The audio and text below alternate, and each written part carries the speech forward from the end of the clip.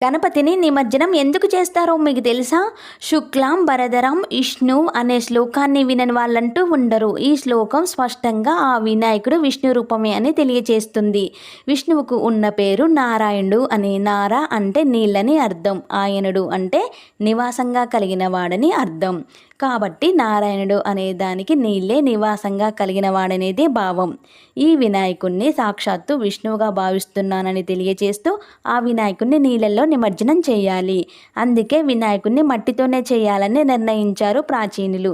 వినాయకుడు విష్ణువు ఒక్కరే కాబట్టి గణపతి తొడపైన లక్ష్మీదేవి కూర్చొని కనిపిస్తూ లక్ష్మీ గణపతి పేరిట పూజల్ని అందుకుంటూ ఉంటుంది.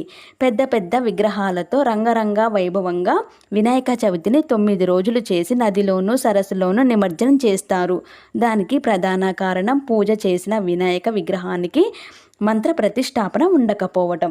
అలాగే ఉంచితే కొన్నాళ్లకు విగ్రహ రూపురేఖలు మారవచ్చు. అది దోషం.